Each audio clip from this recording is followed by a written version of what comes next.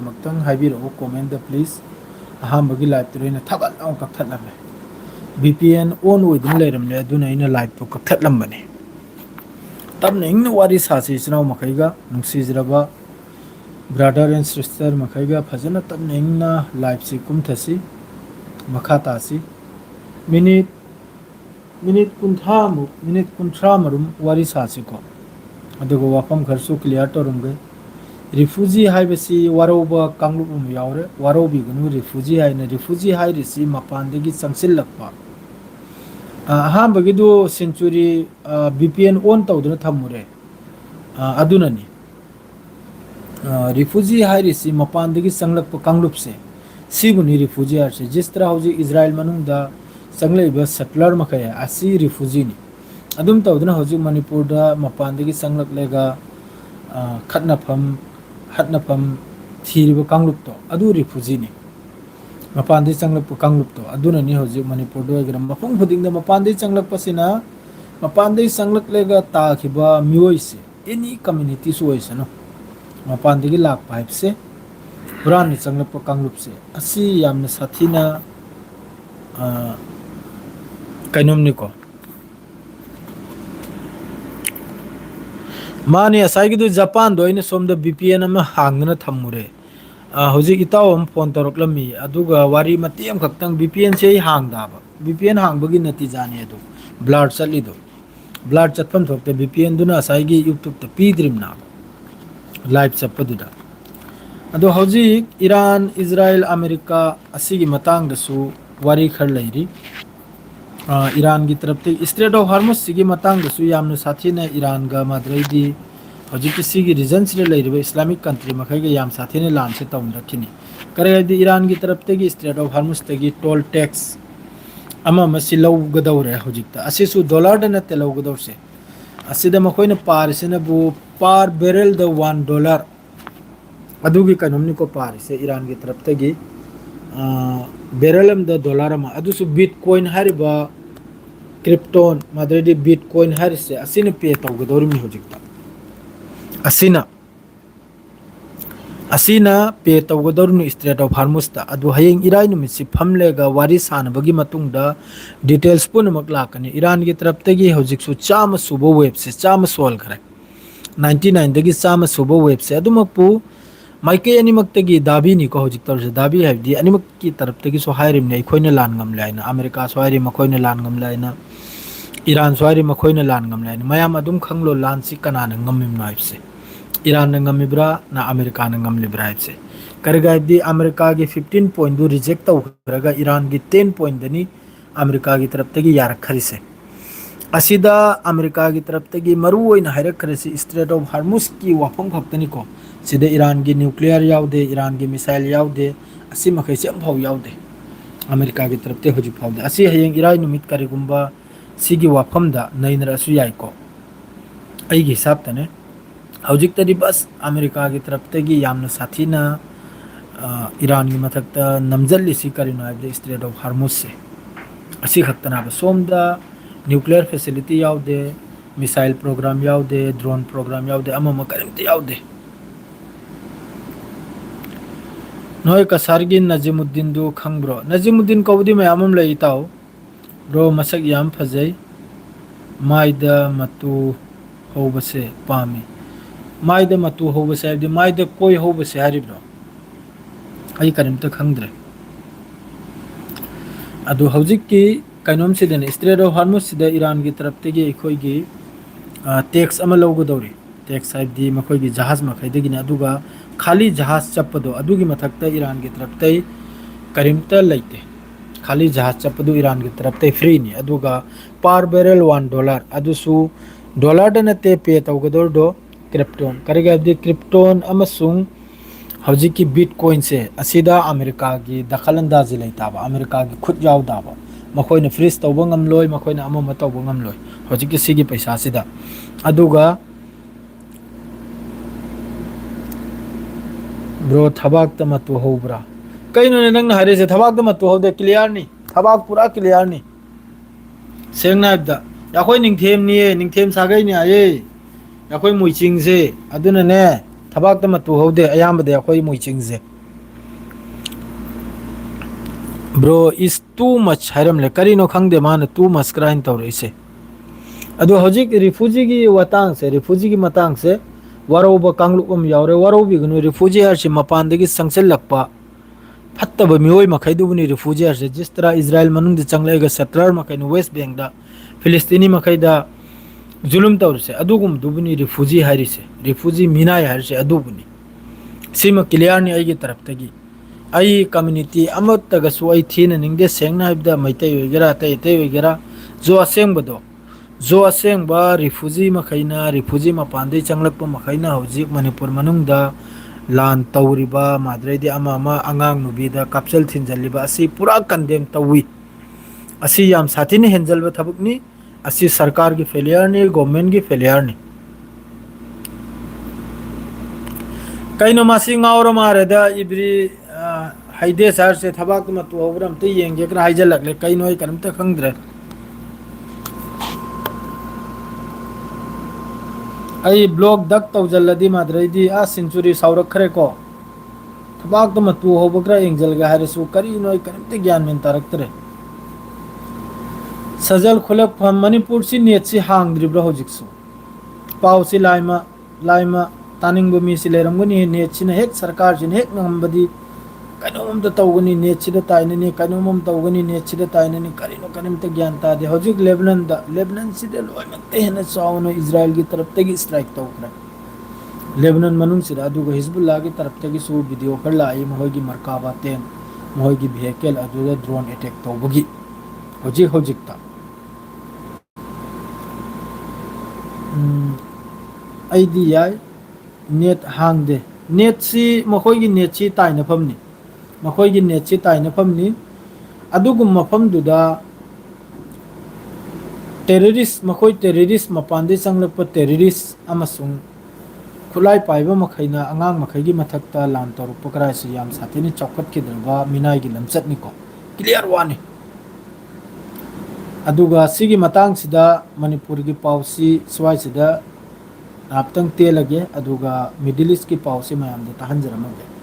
ꯏꯔꯥꯟꯒꯤ ꯇꯔꯞꯇꯒꯤ ꯍꯧꯖꯤꯛꯁꯨ ꯏꯔꯥꯟꯒꯤ ꯄꯨꯔꯥ ꯈꯨꯠꯁꯦ ꯇ꯭ꯔꯤꯒꯥꯔꯗꯅꯤ ꯍꯥꯏ ꯏꯔꯥꯟꯒꯤ ꯈꯨꯠꯁꯦ ꯀꯔꯤꯒꯨꯝꯕ ꯑꯃꯦꯔꯤꯀꯥꯅ ꯏꯖ꯭ꯔꯥꯏꯜꯅ ꯏꯔꯥꯟꯒꯤ ꯃꯅꯨꯡꯗ ꯍꯧꯖꯤꯛ ꯐꯥꯎꯕꯕꯨꯗꯤ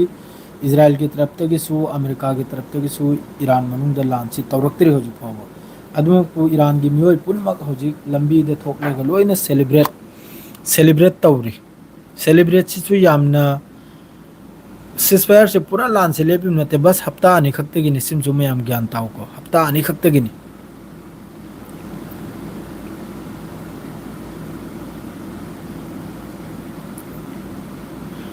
ꯕ꯭ꯔꯣꯒꯤ ꯇꯨꯁꯨ ꯌꯨꯝꯗ ꯂꯩꯍꯧꯔꯕꯅꯤꯅ ꯀꯃꯥꯏꯅ ꯈꯪꯉꯤ ꯁꯥꯎꯗꯤꯗꯗꯤ ꯑꯃꯤꯟ ꯍꯨꯁꯦꯟ ꯑꯣꯕꯣꯏ ꯍꯥꯏꯔꯤꯁꯤꯅ ꯀꯔꯤꯅꯣ ꯃꯁꯤꯅ ꯃꯇꯨ ꯃꯆꯥ ꯈꯔ ꯑꯃꯨꯛꯀ ꯄꯟꯁꯤꯜꯂꯛꯏꯁꯤꯅ ꯀꯔꯤꯅꯣ ꯅꯈꯣꯏꯅ ꯇꯧꯔꯤꯁꯦ ꯑꯩ ꯒ꯭ꯌꯥꯟ ꯑꯃ ꯇꯥꯗ꯭ꯔꯦ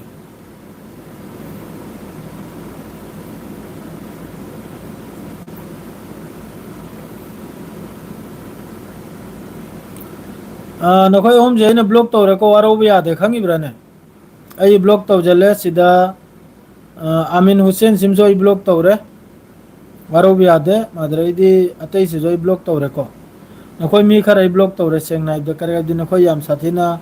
ꯕꯦꯕꯥꯔ ꯅꯥꯏꯗꯦ ꯅꯈꯣꯏ ꯃꯤꯅꯥꯏꯅꯤ ꯁꯦꯡꯅ ꯍꯥꯏꯕꯗ ꯅꯈꯣꯏꯁꯤ ꯌꯥꯝꯅ ꯁꯥꯊꯤꯅ ꯆꯥꯎꯈꯠꯇꯕ ꯃꯤꯅꯤꯀꯣ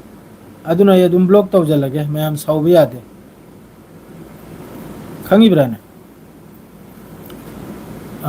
ꯀꯔꯥꯏ ꯍꯧꯖꯤꯛꯀꯤ ꯑꯃꯤꯅꯨꯜ ꯍꯨꯁꯦꯟꯗꯨꯁꯨ ꯑꯩ ꯕ꯭ꯂꯣꯛ ꯇꯧꯔꯒꯦ ꯀꯔꯤꯒꯤ ꯍꯥꯏꯕꯗꯤ ꯅꯈꯣꯏ ꯋꯥꯍꯩ ꯑꯀꯣꯜꯁꯦ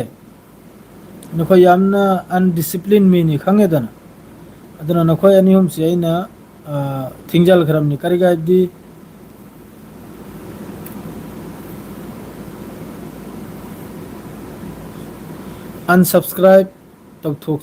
ꯑꯟꯁꯞꯁꯀ꯭ꯔꯥꯏꯞ ꯇꯧꯊꯣꯛꯁꯤ ꯏꯕ꯭ꯔꯤꯜꯖꯥ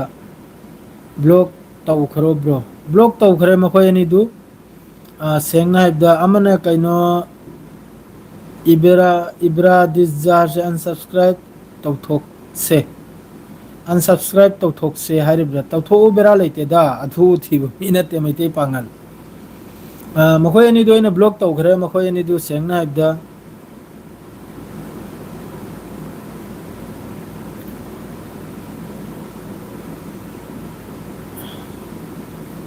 ꯑꯩ ꯊꯤꯡꯉꯤ ꯑꯩꯒꯤꯗ ꯖꯣ ꯂꯥꯡꯐꯥꯡ ꯇꯧꯔꯛꯄꯗꯣ ꯑꯩꯗꯤ ꯍꯦꯛꯇ ꯊꯤꯡꯖꯜꯂꯤ ꯁꯦꯡꯅ ꯍꯥꯏꯕꯗ ꯑꯩ ꯊꯤꯡꯖꯜꯂꯤ ꯑꯩ ꯊꯝꯗꯦ ꯑꯁ ꯃꯅꯤꯄꯨꯔꯁꯤ ꯌꯥꯝꯅ ꯁꯥꯊꯤन ꯅꯨꯡꯉꯥꯏꯇꯦ ꯍꯧꯖꯤꯛ ꯃꯄꯥꯟꯗꯩ ꯆꯪꯂꯛꯄ ꯃꯈꯣꯏ ꯔꯤꯐ꯭ꯌꯨꯖꯤ ꯈꯔꯅ ꯑꯗꯨꯝ ꯂꯥꯟ ꯇꯧꯕ ꯀ꯭ꯔꯥꯏꯕꯁꯦ ꯌꯥꯝ ꯁꯥꯊꯤन ꯅꯨꯡꯉꯥꯏꯇꯦ ꯌꯥꯝꯅ ꯀꯟꯗꯦꯝ ꯇꯧꯏ ꯑꯗꯨꯒꯨꯝꯕꯗꯨ ꯕꯤꯜꯀꯨꯜ ꯑꯗꯨꯒꯨꯝꯕꯗꯨ ꯅꯥꯖꯥꯏꯁ ꯊꯕꯛꯅꯤ ꯃꯤꯅꯥꯏꯒꯤ ꯊꯕꯛꯅꯤ ꯁꯥꯒꯤ ꯊꯕꯛꯅꯤ ꯑꯗꯨꯒꯨꯝꯕ ꯊꯧꯗꯣꯛ ꯑꯉꯥꯡ ꯅꯨꯕꯤꯗ ꯅꯣꯡꯃꯩ ꯀꯥꯞꯆꯜꯕ ꯑꯗꯨꯒꯤ ꯃꯊꯛꯇ ꯑꯃꯛꯀ ꯁꯤꯚꯤꯂꯤꯌꯟꯒꯤ ꯃꯊꯛꯇ ꯁꯦꯟꯇ꯭ꯔꯦꯜ ꯐꯣꯔꯁꯅ ꯅꯣꯡꯃꯩ ꯀꯥꯞꯆꯜꯕ ꯑꯁꯤ ꯌꯥꯝꯅ ꯀꯟꯗꯦꯝ ꯇꯧꯅꯤꯡꯉꯥꯏ ꯍꯥꯏꯕꯗꯨꯕꯨ ꯄꯨꯔꯥ ꯑꯁꯤꯒꯤ ꯃꯇꯥꯡꯁꯤꯗ ꯆꯥꯎꯅ ꯃꯤꯐꯝ ꯑꯃ ꯇꯧꯔꯒ ꯁꯤꯒꯤ ꯃꯇꯥꯡꯁꯤꯗ ꯑꯐꯕ ꯁ꯭ꯇꯦꯞ ꯑꯃ ꯑꯩꯈꯣꯏ ꯄꯨꯟꯅ ꯂꯧꯍꯧꯒꯅꯤꯕꯅꯤ ꯑꯃꯠꯇ ꯑꯣꯏꯅ ꯅꯨꯡꯁꯤꯅꯅ ꯇꯨꯡ ꯊꯪꯕꯗ ꯁꯤꯒꯨꯝꯕ ꯊꯧꯗꯣꯛ ꯊꯣꯛꯂꯛꯇꯅꯕ ꯂꯦꯞꯍꯧꯒꯅꯤꯕꯅꯤ ꯃꯈꯥ ꯇꯥꯒꯦ ꯏꯔꯥꯟꯒꯤꯁꯦ ꯏꯔꯥꯟꯒꯤꯁꯤ ꯍꯧꯖꯤꯛ ꯃꯥꯏꯀꯩ ꯑꯅꯤꯃꯛꯅꯁꯨ ꯍꯥꯏꯔꯤ ꯃꯈꯣꯏꯅ ꯃꯥꯏ ꯄꯥꯛꯏ ꯃꯈꯣꯏꯅ ꯃꯥꯟ ꯄꯥꯛꯏ ꯍꯥꯏꯅ ꯑꯁꯤꯒꯤ ꯇꯟꯖꯥꯁꯤꯗ ꯑꯃꯨꯛꯀ ꯅꯣꯔꯠ ꯀꯣꯔꯤꯌꯥꯒꯤ ꯇꯔꯞꯇꯒꯤ ꯖꯄꯥꯟ ꯇꯝꯅ ꯃꯤꯁꯥꯏꯜ ꯔꯥꯎꯟ ꯑꯅꯤꯅꯤ ꯀꯥꯞꯆꯜꯈ꯭ꯔꯤꯁꯦ ꯅꯣꯔꯠ ꯀꯣꯔꯤꯌꯥꯒꯤ ꯇꯝꯅ ꯁꯣꯝꯗ ꯃꯤꯗꯜ ꯏꯁꯀꯤ ꯂꯥꯟ ꯂꯣꯏꯔꯛꯂꯒ ꯑꯍꯣꯝꯗ ꯑꯃꯨꯛꯀ ꯂꯥꯟꯁꯤ ꯆꯠꯈꯤꯗꯧꯔꯤꯕ꯭ꯔꯥ ꯅꯣꯔꯠ ꯀꯣꯔꯤꯌꯥ ꯑꯃꯁꯨꯡ ꯖꯄꯥꯟ ꯂꯣꯝꯗ ꯇꯥꯏꯋꯥꯟ ꯂꯣꯝꯗ ꯆꯠꯈꯤꯗꯧꯔꯤꯕ꯭ꯔꯥ ꯂꯥꯟꯁꯦ ꯑꯗꯨꯒꯤ ꯐꯤꯕꯝꯗꯅꯤꯀꯣ ꯍꯧꯖꯤꯛ ꯐꯥꯎꯕꯕꯨꯗꯤ ꯏꯔꯥꯟꯒꯤ ꯇꯔꯞꯇꯒꯤ ꯌꯥꯝꯅ ꯁꯥꯊꯤꯅ ꯂꯥꯛꯆꯕ ꯍꯥꯏꯕꯗꯨ ꯇꯥꯔꯦ ꯏꯔꯥꯟꯅ ꯑꯂꯣꯏꯕꯗ ꯐꯥꯎꯕ ꯃꯥꯒꯤ ꯋꯦꯕ ꯆꯥꯝꯃ ꯁꯨꯕꯁꯤ ꯃꯐꯝ ꯃꯁꯤꯡ ꯃꯈꯥ ꯂꯩꯇ ꯃꯈꯩ ꯃꯤꯗꯜ ꯏꯁꯇ ꯑꯣꯏꯒꯦꯔꯥ ꯏꯖ꯭ꯔꯥꯏꯜꯗ ꯑꯣꯏꯒꯦꯔꯥ ꯇꯦꯜ ꯑꯕꯤꯕꯇ ꯑꯣꯏꯒꯦꯔꯥ ꯌꯥꯝꯅ ꯁꯥꯊꯤꯅ ꯀꯨꯀꯤ ꯔꯤꯐ꯭ꯌꯨꯖꯤꯁꯦ ꯁꯥꯅꯤ ꯃꯈꯣꯏ ꯃꯈꯩꯁꯤ ꯃꯄꯥꯟꯗꯒꯤ ꯆꯪꯂꯛꯄ ꯑꯌꯥꯝꯕꯗ ꯑꯁꯤꯒꯨꯝꯕ ꯊꯧꯗꯣꯛꯁꯤ ꯑꯩꯒꯤ ꯋꯥꯈꯜꯗꯗꯤ ꯑꯩꯒꯤ ꯃꯤꯠꯌꯦꯡꯗꯗꯤ ꯁꯤꯗ ꯃꯈꯣꯏ ꯈꯔ ꯑꯃꯁꯨ ꯋꯥꯔꯧꯕ ꯌꯥꯎꯔꯤꯀꯣ ꯑꯩꯒꯤꯁꯤꯗ ꯋꯥꯔꯧꯕꯤꯒꯅꯨ ꯑꯁꯦꯡꯕ ꯋꯥꯅꯤ ꯔꯤꯐ꯭ꯌꯨꯖꯤ ꯍꯥꯏꯔꯤꯁꯤ ꯂꯣꯏꯅꯃꯛꯄꯨ ꯍꯥꯏꯕ ꯅꯠꯇꯦꯀꯣ ꯁꯤ ꯏꯕꯣꯝꯆꯥ ꯋꯥꯡ ꯅꯪꯁꯨ ꯒ꯭ꯌꯥꯟ ꯇꯥꯔꯝꯒꯅꯤ ꯀꯨꯀꯤꯁꯤꯁꯨ ꯍꯥꯟꯅꯗꯒꯤ ꯃꯅꯤꯄꯨꯔꯗ ꯂꯩꯔꯛꯏꯕꯅꯦ ꯑꯁꯤꯗ ꯂꯥꯟ ꯇꯧꯔꯛꯏꯁꯤ ꯀꯔꯝꯕ ꯃꯇꯝꯗꯒꯤꯅꯣ ꯍꯥꯏꯕꯗꯣ ꯃꯄꯥꯟꯗꯒꯤ ꯃꯤꯁꯦ ꯆꯪꯂꯛꯄ ꯍꯧꯕꯗꯒꯤ ꯃꯅꯤꯄꯨꯔꯁꯤꯗ ꯏꯔꯥꯡꯁꯦ ꯍꯧꯔꯛꯈ꯭ꯔꯤꯕꯅꯤ ꯑꯩꯒꯤ ꯍꯤꯁꯥꯕꯇꯅꯤꯀꯣ ꯍꯥꯏꯔꯤꯁꯦ ꯃꯄꯥꯟꯗꯒꯤ ꯃꯈꯣꯏ ꯖꯤꯁꯇꯔꯥ ꯍꯧꯖꯤꯛ ꯏꯖ꯭ꯔꯥꯏꯜ ꯃꯅꯨꯡꯗ ꯆꯪꯂꯛꯂꯒ ꯍꯧꯖꯤꯛ ꯐꯤꯂꯤꯁꯇꯤꯅꯤ ꯃꯈꯩꯕꯨ ꯇꯥꯟꯊꯣꯛꯂꯒ ꯖꯃꯤꯟ ꯀब्ꯖꯥ ꯇꯧꯔꯨꯕ ꯍꯥꯏ ꯑꯁꯤꯒꯤ ꯇꯥꯏꯞꯇꯅꯤ ꯍꯧꯖꯤꯛ ꯂꯥꯛꯏꯁꯦ ꯃꯄꯥꯟꯗꯒꯤ ꯆꯪꯂꯛꯑꯕꯅꯤꯅ ꯂꯩꯐꯝꯗꯨꯗꯤ ꯀꯣꯟꯗꯕ ꯌꯥꯗꯦ ꯍꯥꯏꯅ ꯃꯐꯝ ꯃꯈꯩꯁꯦ ꯇꯥꯜꯂꯛꯄꯅꯕ ꯑꯗꯨꯒꯨꯝꯕ ꯐꯤꯕꯝꯗꯅꯕ ꯍꯧꯖꯤꯛ ꯅꯨꯡꯉꯥꯏꯅꯗꯗꯅ ꯂꯥꯟ ꯊꯣꯛꯏꯕ ꯃꯈꯩꯁꯦ ꯖꯣ ꯕꯤ ꯍꯣ ꯁꯥꯟꯇꯤ ꯄꯨꯔꯛꯄ ꯌꯥꯝꯅ ꯗꯔꯀꯥꯔꯅꯤ ꯑꯌꯤꯡꯕ ꯄꯨꯔꯛꯄ ꯌꯥꯝꯅ ꯗꯔꯀꯥꯔꯅꯤ ꯑꯆꯧ ꯑꯆꯧꯕ ꯀꯟꯇ꯭ꯔꯤꯗ ꯐꯥꯎꯕ ꯁꯤꯁꯐꯥꯌꯔ ꯍꯥꯏꯅ ꯂꯩ ꯂꯥꯟ ꯂꯦꯞꯄ ꯍꯥꯏꯅ ꯂꯩ ꯑꯗꯨꯝ ꯇꯧꯗꯅ ꯃꯅꯤꯄꯨꯔ ꯏꯃꯥ ꯂꯩꯕꯥꯛꯇꯁꯨ ꯑꯊꯨꯕꯗ ꯃꯩꯇꯩꯁꯨ ꯐꯠꯇꯦꯗ ꯀꯨꯀꯤꯒ ꯆꯞ ꯃꯥꯟꯅꯩꯗ ꯖꯥꯀꯤꯔ ꯃꯥꯏꯕꯝ ꯍꯧꯖꯤꯛ ꯑꯅꯤ ꯈꯨꯔꯥꯏꯗ ꯔꯦꯂꯤ ꯆꯠꯄꯗ ꯇꯤꯔꯒꯦꯁ ꯀꯥꯞꯀꯅꯤ ꯁꯣꯏꯗꯅꯃꯛꯀꯤ ꯀꯥꯞꯀꯅꯤ ꯁꯔꯀꯥꯔꯒꯤ ꯇꯔꯞꯇꯒꯤꯁꯨ ꯀꯥꯞꯀꯅꯤ ꯃꯩꯇꯩ ꯁꯤ ꯌꯦꯡꯉꯨ ꯑꯩ ꯅꯈꯣꯏꯗ ꯀ꯭ꯂꯤꯌꯥꯔ ꯋꯥ ꯑꯃ ꯍꯥꯏꯔꯝꯒꯦꯀꯣ ꯁꯤꯗ ꯆꯨꯝꯃꯤ ꯃꯄꯥꯟꯗꯒꯤ ꯆꯪꯂꯛꯄ ꯇꯦꯔरिꯁ ꯃꯈꯣꯏꯒꯤ ꯒ꯭ꯔꯨꯞꯇꯨꯅ ꯑꯗꯨꯅ ꯇꯣꯉꯥꯟ ꯑꯃ ꯑꯣꯏꯈ꯭ꯔꯦ ꯃꯄꯥꯟꯗꯒꯤ ꯆꯪꯂꯛꯄ ꯔꯤꯐ꯭ꯌꯨꯖꯤꯅ ꯇꯣꯉꯥꯟ ꯑꯃ ꯑꯣꯏꯈ꯭ꯔꯦ ꯑꯁꯤꯗ ꯃꯥꯏꯀꯩ ꯑꯃꯗꯇ ꯇꯥꯏꯅꯕ ꯌꯥꯗꯦ ꯁꯤꯗ ꯃꯤꯆꯪꯁꯨ ꯆꯪꯕ ꯌꯥꯗꯦ ꯃꯥꯏꯀꯩ ꯑꯃꯒꯤ ꯃꯤꯆꯪꯁꯨ ꯆꯪꯕ ꯌꯥꯗꯦ ꯏꯁꯦꯡ ꯁꯦꯡꯕꯤꯌꯨ ꯍꯥꯏꯕꯕꯨ ꯑꯦꯅꯤ ꯊꯕꯛꯇ ꯁꯔꯀꯥꯔꯅ ꯉꯝꯗꯕ ꯂꯩꯇꯦ ꯏꯆꯤꯟ ꯏꯅꯥꯎꯁꯤꯡ ꯁꯤꯃ ꯈꯪꯉꯨ ꯁꯔꯀꯥꯔꯅ ꯒꯣꯚꯔꯟꯃꯦꯟꯠꯅ ꯉꯝꯗꯕ ꯊꯕꯛ ꯁꯨꯛꯂꯩ ꯂꯩꯇꯦ ꯁꯤ ꯂꯣꯏꯅ ꯄꯣꯂꯤꯇꯤꯛꯁꯅꯤ ꯐꯖꯅ ꯁꯤ ꯅꯈꯣꯏ ꯈꯖꯤꯛꯇꯪ ꯈꯟꯊꯔꯒ ꯌꯦꯡꯉꯨ ꯁꯔꯀꯥꯔꯗ ꯁꯦꯟꯇ꯭ꯔꯦꯜ ꯐꯣꯔꯁ ꯂꯩꯔꯤꯕꯅꯤ ꯏꯟꯗꯤꯌꯥꯟ ꯑꯥꯔꯃꯤ ꯂꯩꯔꯤꯕꯅꯤ ꯁ꯭ꯇꯦꯠ ꯄꯨꯂꯤꯁ ꯂꯩꯔꯤꯕꯅꯤ ꯂꯣꯏꯅ ꯂꯩꯔꯤꯕꯅꯤ ꯈꯨꯠꯁꯨ ꯈꯨꯠꯂꯥꯏꯗ ꯄꯥꯏꯕꯇ ꯂꯩꯔꯤꯕꯅꯤ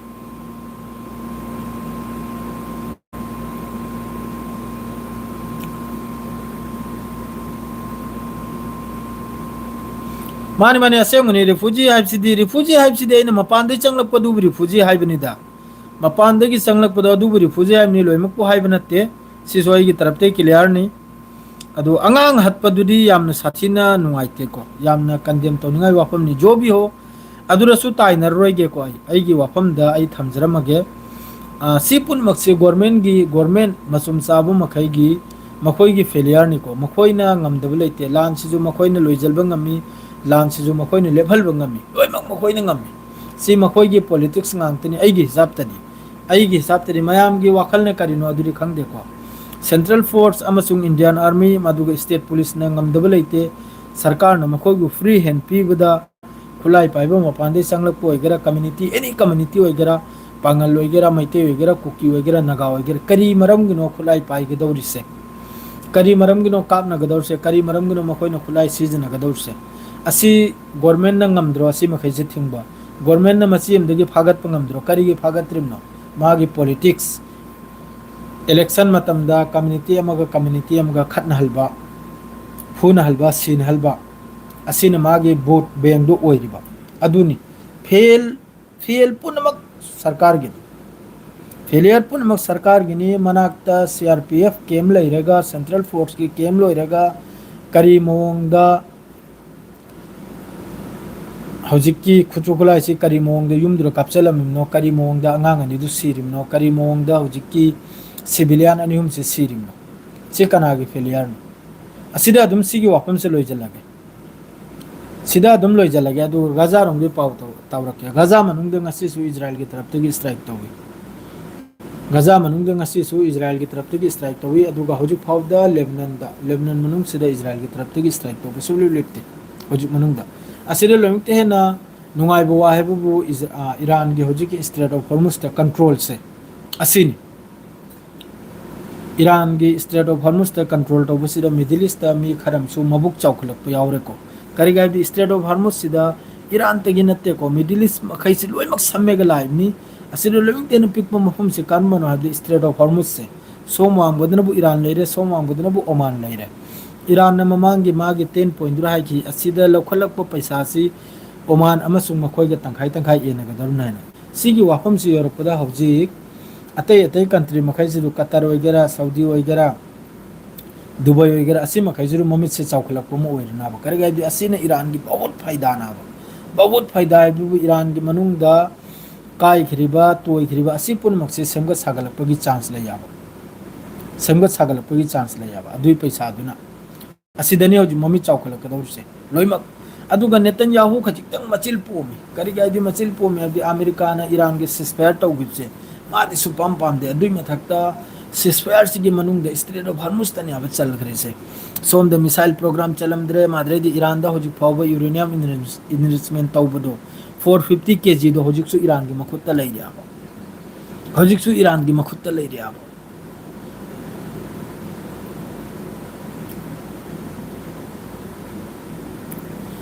मानी अब्दुल वाहिद असेंबवानी करीगिनो मिसम न खुलाई पाइगे दोसे असिनी एक नंबर को एक्शन लाइसे एनी कम्युनिटी सोइसनु करीगिनो असि पुनमक्सि करिनो सरकार न मतिक चादबा गवर्नमेंट तौरिदुन मतिक चादबा अदुन असिगी लानसे गवर्नमेंट ने तौगाडी शांति पुरक सेकेंड फाबा नते सिदा कनाम तो वारौबिगनो आइगी वासिदा इसनाउ मया असेंबवानी अखोइने लैरि मफम सिदा सऊदी अरब सिदा community पुनमक लैरिमनी ngasi phawba karigino tuta laudrise kan adu control su only for police khaktani taurise police khaktatani ni sido igera dubai do karigino misam ma khaigi makhutta khuchu khulai leita ba chumne chappa lo du chumba kanun du chumba ai khoigi da mi hadura su karim ta leitra huji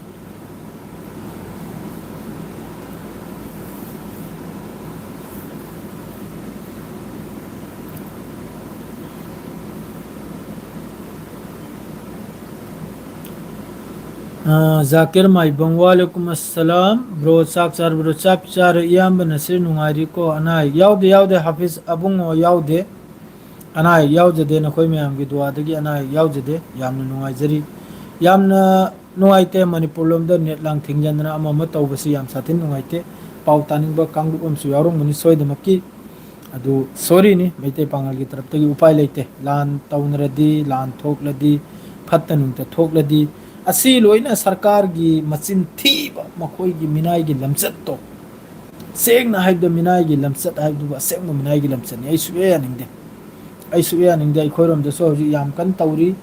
अदु election की मतंग दसो आइना थमनिंग बदी नसा की मर्जी the पुनिंग बद पिउ को वोट से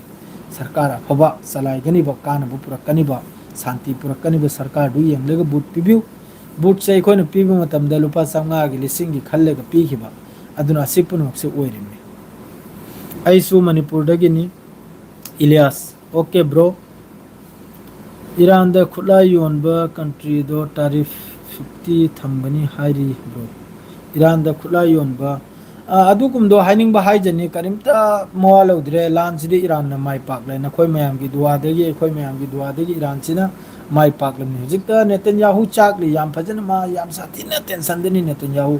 अदुंको डोनाल्ड ट्रम्प दी यामना खुशनी सेस्पायर से करिगाइदी मागिदी नानथोकफम लंबी म पीरमनी ने असिदसु अदुम खंगवाबने सिदा अखोगी फादरलैंड बु सपोर्ट तौब कांगलु उम हायरमगनी कइनो तौरिसे कइनो ओइख्रिसे हायना अदु अइगी सिदा फावबा अइना लैरि मफम सिदा फावबा फादरलैंड बु support तौब कांगलु um अइना अयुक नोंगालबगा पाउसे तहल्ले sum तौदना ceasefire si oire Iran gi point tara si yakra hay kanda ma angak pasali kam tawrega loikhrim naina kam tawrega adraidi aina hare si makai si di loina bro cookie gi support ta ai kanamte support ta tawde da ai support ta hum nate da mihet pa bu mihet pani haini sengna haida adu refugee si gi matang de yamna kan social media da facebook ta su nei ne refugee hairi sida mayamna khangani bo ama mihet pa terrorist tu budi terrorist ni haigani sengna haida terrorist to adu bu terrorist ni haini khulai pai du bu terrorist ni haigani sengna be khulai pai be si bas government da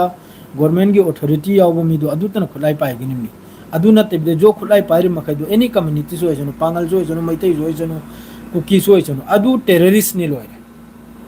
government की आया बे याव दे बे खुलाई पाइरि दो पांगल सो जनो मैतै सो जनो cookie सो जनो नागा सो जनो अदु terrorist नि सेंग सेंग बिवादनी खुलाई पाइरि से सरकार के आया द पाइप दुबनी खुलाई पाइप हर से नते बे पाइर ब कांगलु लोइना आइगी हिसाब ता अदु टेररिस्ट चिंगी हजिक मपानदे संजलकलेगा मणिपुर मनुंगदा हजिक कापना थिन्नदना तौरिदो अदु टेररिस्ट नि एनी कम्युनिटी सोइसन एनी कम्युनिटी सोइसन अदुगा कंडेम नि पूरा फुल कंडेम हाइबदुबु यामना साथिना मिनाय अमसुंग सागे लमसतनी अंगांग अनि हत्खिबा अदुगा लोइनना अदुगु मफमदा आरपीजी हाइरिबा अदुगु खुचुकलाय पुजलेगा कापचलइदो यामना साथिना कंडेम हाइबदु हाइनिंगाय तमनिंगाय लेते अंगा इसेंग सेंग बिवानी जिस तरह हौजिक आइना रिफ्यूजी जिस तरह वेस्ट बैंक अमसुंग इजराइल दा मपानदगी संजल इदो अदुम तौदुन संजल एबा कांगलुक तो अदुबुनी रिफ्यूजी हारिसे वालोय तार ब्रो इचाव ईरान दा अटैक तौद्रे ईरान दा हौजि अटैक तौरो दि सीघरनी सानरि ब्रो ईरान पूरा अरांग रेडी दनी करिगुंबा ईरान की मथकता My brother aigi comment su yang bira o Hafiz abung nah ke comment du karai so mukte yenge karam jakrim no live muko te yang du gi khangbu oiram ni tawi he ham bada hojiki misi mina sigi hindi amasung manipuri na video sem lak pose itaw sing maitei pangan ni kandem tawrakip se sigi matang sina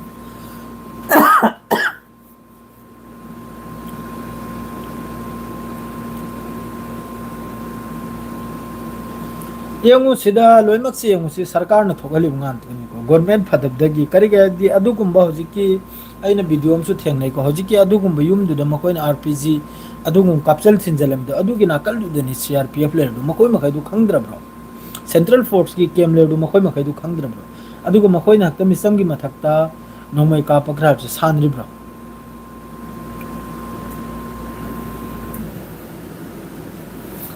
अमुक तवी आई हे अलानबो ओइगद्रा अंगांग हतपदु फत्ते full कंडेमनी नोय मैते अमंब पांगल सिंबु हत्तना येंबदु फत्ते हाइबनी cookie support Tawi वा नत्ते आइगिदो ओ फजैना हा की वादसु माने अंगांग हतपद्रि अंगांग करिगिनो अब अंगांग की Mitcham की मथकता करिगिनो हक्ता काप थिलबा हक्ता तवगदो से करी मथौगिनो अदु यामना साथीना मखा ताक्रब थबक माने जहिद खान चाकम तौबे यारे ईरान माय पाक पगी याम साथीना हरावी को मादु हौजिक सोमदा मक्का हिजबुल्ला लेबनान मनुन से यामने साउन इजराइल की तरफ तगी स्ट्राइक से छत्री हॉस्पिटल कया बिल्डिंग कया इजराइल की तरफ तगी अदुम डिस्ट्रॉय तो बसे सुबले ब्लेकते मागी लेबनान मनुन के लान तो बसे अदुगा लेबनान की तरफ तगी जवाब पी सु तोकते को लेबनान की तरफ तगी जवाब पी सु तोकते याम साथीना सीबा नाबा असिगुंबा द्रेदी मखोगी मरकाबा तेंचरी चामगी मथक तो ओइरमने हुजुक फावदा सा नवाज बुया आइगी कमेंट पाबिउ ब्रो सा नवाज ना की कमेंट दो कराई नहीं उद्री अखोई दी मटन 9 kg तौरे याम फजरे याम भरे सेंचुरी ऐसु चाक लांग चाद्री चारोनी नाबले दी यारे करगे दी याम हराव पावनी हुजुक ईरान की पूरा कंट्रोल दनी Bro igi comment du yeng lo. Tara ni na ki comment do. Yam nu nungai te angang thamoi sok na nungai te comment pa view comment pa ri ne khulak pam sajani suk tap na chalwa comment re ina pa da bum phau lai tram ni tawiye I chaw adu aran ba tare dara kari pono aran ba tare dara har sei khang dira khulak pam na ke se yam nu nungai te my brother ai ge comment du yeng la u aroi bi de loi mak yeng ni kai no comment si ni santi de comment pa ba du mathak nam tang ching thre ge yeng chira my brother ai ge comment du yeng la u ta hai kari no isu khang dira karom du na hak me comment ta u kri se loi mak ki comment yeng ni ai ni yeng se sa cha thok lo sa haw na cha thok lo Iran na lan ngambai da mukta aduga nungai tap som tang phongdok piramu mayam pun mak hojik manipur manung da tawri se jis tara henjel li se asi yam sathe nungai te iseng seng biwani aduga tai namna bu aloi de sarkar gi taraf gi net ta tai na ba amada tai na ba si makhoi gi hana gi adum leiram ni si han de gi su ai gi pa da ba yauri har chi kai no ne mathak da di chingthraga karai na ke as yam mathak ka khrmara de tau bi hafiz abungo yam mathak ka khrmara am tang yaraga di iraklo pathok lam ge launa sa char asi mani jahid khan nakoi me am gi dua dagi adum tawdna manipur da su santi purak pa na dua taw biu athu de ingba hojik khatnari ba chainari ba hatnari ba thinrip se asi athu de santi pu bi pa na manipuri malai pak madre mai ki mari da अखोई मुसलमान की थबुक नि माइके मरी the शांति लाकपा मादरे अयिंग बलाक पाने दुआ तो बसे नंग थोलक पद चाक तौसी पाउ पिरो ओके सेंचुरी इंशाल्लाह सोय द मक्की पीज रखे ईरान द लैरिबा यूरेनियम सिन न्यूक्लियर कयाम सा होजिक लैरिबा 450 किलो सिन न्यूक्लियर बम तरा फाउ साबे आनी है हाफिज अबुंगो न्यूक्लियर वेपन तरा फाउ साबे यागनी सिनी चाक चादरी सा नवास pung taret makhai te yori ko chak chadri na bla disar ni ada gunta su ga dawre live se adu mayam pun mak hizbullah lebanon gi damakta dua ta ubi lebanon gi manung sidani hoji yam kana israel gi taraf te gi strike tor je iran ga di lan se lep khre adu mak iran gi irgc gi taraf te gi statement ni mohoi gi khupi se hoji su ti garden ni sin nongmai gi sum chingpham do dro lai sin point tar ba lebanon yo budi israel yam na hele bro point तारद्रा Lebanon सी Iran सोयद मुके माब सु कंदना पुनिदा ceasefire सी हफ्ता आनी तगिनी को हफ्ता आनी की मनुंग दो कुनो ठीक लेबनते अमेरिका की तरफ तगी दम पाइजलेगा मके स्ट्राइक तोर को इजराइल की तरफ ते कुनो ठीक लेबनते होजिक यामना कन्न नै नरी याम मणिपुर सीएम से कई सी सीएम वगैरह पीएम वगैरह टीएम वगैरह मखोय मखाई की फेलियर नि जो होजिक मणिपुर दा तौरी से मखोय मखैना मियेंग ताजंदबा मखोय मखैना फजन चुमना लंबी सिंदबा अदुरगी थोकलिबो वा ngang नंगी कमचेन वगैरह फमचेन वगैरह एनी कांग्रेस वगैरह बीजेपी वगैरह एनी पार्टी सो इसनु मखोयना मतिक चाना मखोयना तौगा हदि सिगुम बलान से खुका पिसु ममित कुमजल बदलोय ममित तुमजल बदलोय सिगुम बलान से सरकार ने तौगा इन तौरप कांदने ममित सुम तुमजल लेगा पांगथोरक पदा लान पूरा क्लियर हो सफन सफा हो खंगी ब्राने ताउद्रिम नि मखोय की पॉलिटिक्स नि मखोय की वोट बैंक नि सी हारेगा पाउसी स्वाइस लोइजरगे अस्सलाम वालेकुम नेचु लैतमनिना इसु चाकलां चाद्री अस्सलाम वालेकुम।